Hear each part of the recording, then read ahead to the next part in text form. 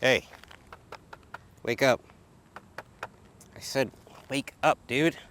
Yes, I know you may be able to hear what I'm saying, but you're still asleep.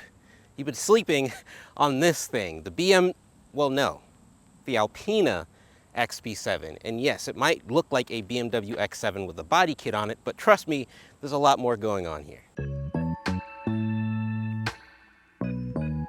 Alpina is a brand most car enthusiasts know nothing about, but they've been a major player in the custom tuning world for over 50 years. Alpina started in the 60s developing custom performance parts for BMWs, and then transformed into a manufacturing company that builds BMWs with their own twist on it. They have their own version of the 3, 4, 5, 6, 7, 8, nearly all the BMW models that have been made. But what makes an Alpina an Alpina? Well, kind of everything. These vehicles are hand-built at Alpina's factory in Germany, so the engine, transmission, suspension are all tuned by Alpina using BMW components. Essentially, they're taking the same Lego parts and putting them together differently. And so currently, this is the most powerful SUV powered by a BMW powertrain without an M badge on it, and the second most powerful BMW SUV ever, right behind the controversial BMW XM. And speaking of controversy, a lot of people have told me that they don't like the way this thing looks, and I think that mostly comes down to the front grille, yada, yada, yada. And look, it's not BMW's best looking SUV ever, but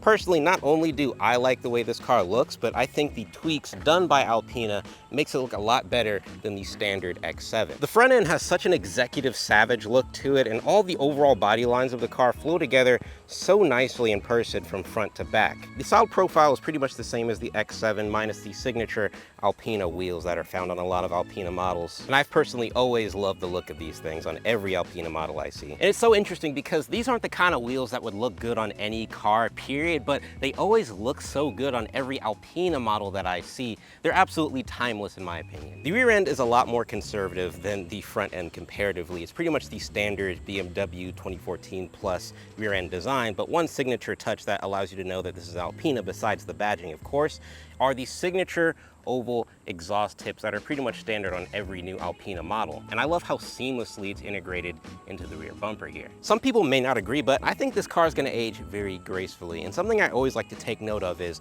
what kind of people pay attention specifically to the different cars I review on the channel. And most people really don't notice this car. It's kind of a sleeper under the radar, but there's a very specific demographic of people who broke their necks looking at this thing when I drove it on the road.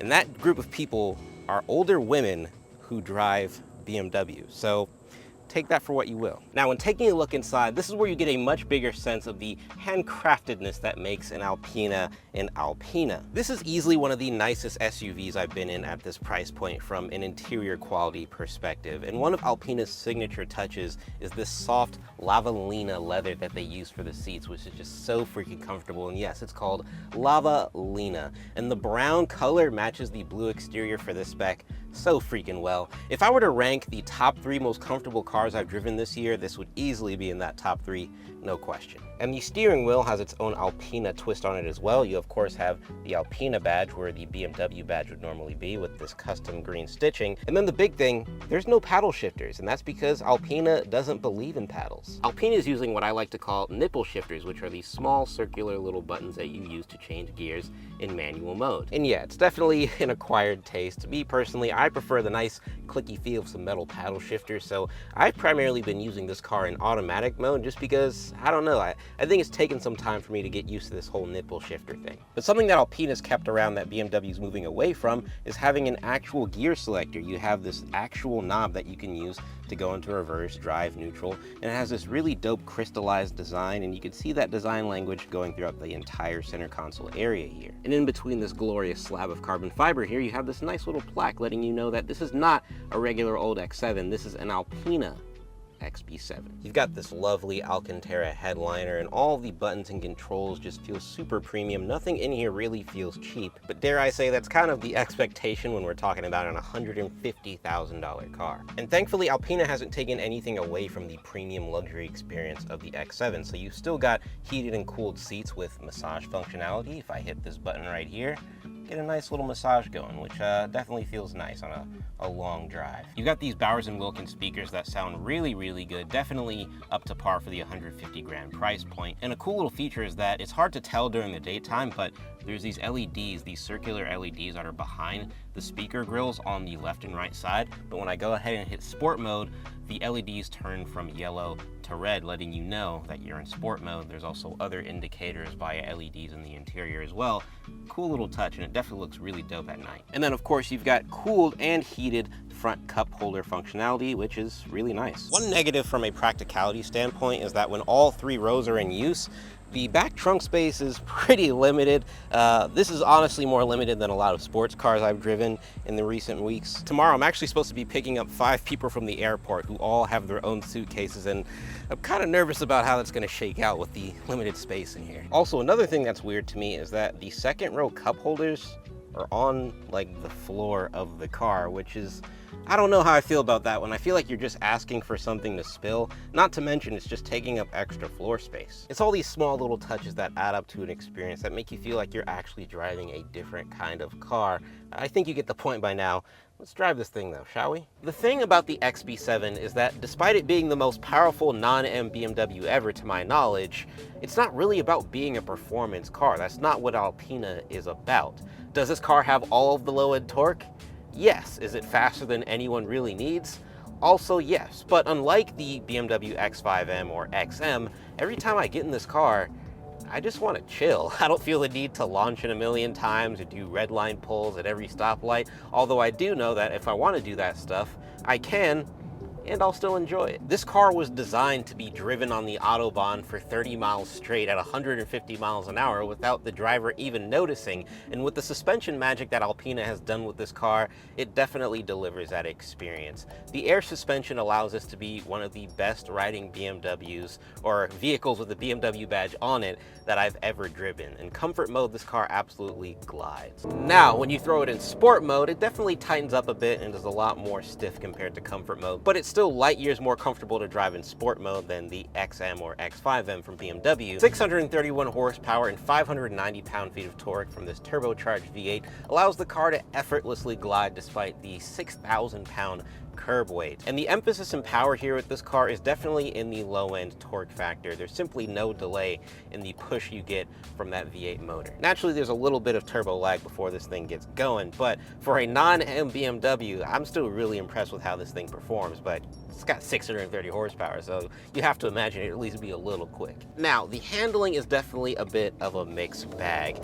Now, keep in mind, this isn't meant to be a track special corner carving SUV. It's meant to be an elegant touring machine. So naturally, the steering feels a little bit dull and disconnected. It certainly isn't as sharp as the M cars, and the overall handling and suspension is very similar. It's certainly more confident in corners and bends than a standard X7, but it's also very wafty with a lot of body roll. You can certainly feel that weight as you move this car around. You got a pretty wide tire profile, so you always feel like the car is going to stay planted. You're never scared that you're going to tip this thing over, but like I said, boy, do you feel that weight when you're putting this thing through a hard bend. You can certainly feel the 6,000 pounds. The ZF 8-speed automatic transmission is great as usual, but the way Alpina's tuned this transmission to specifically work with the XB7 makes this car feel a lot more lively than a standard X7 in sport mode. When you put the gear selector into Sport Auto, it's very good at quickly detecting changes in throttle, making you feel less inclined to use these little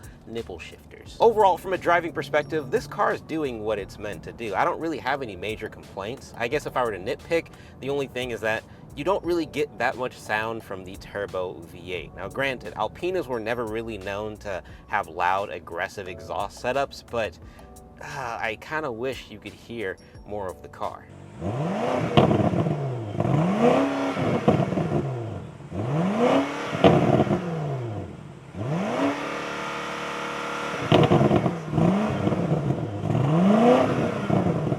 Now, with the windows down and no music playing, you can certainly hear that V8, but with the windows up and music playing, you can't really hear it all that much. So the first thing I would probably do if I bought this car would be to chop off that rear muffler. I'd probably save like 80 to 100 pounds anyway. So you can kind of hear it a little bit, especially when you've got it in Sport Plus mode and it's dead silent in the cabin. W car, W car. The craziest thing about the Alpina XB7 is that it's probably the best non-M SUV that BMW's never made. It's one of the fastest three-row SUVs you can buy right now. It's stupid, comfortable, and luxurious, and it's got all the tech and safety features you could possibly need. For 150 grand or less if you buy one of these guys slightly used, I think it might be the best three-row SUV you can buy if you don't want to go electric. So you might have been asleep at the start of this video, but hopefully you have now been awakened. And if you enjoyed this video, be sure to give it a thumbs up and subscribe for future content like this. More big SUV stuff coming soon.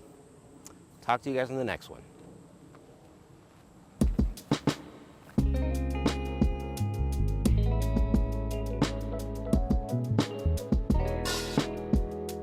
So naturally the steering feels a little bit dull and disconnected. And is that a Z06? No, it's not. Never mind. Naturally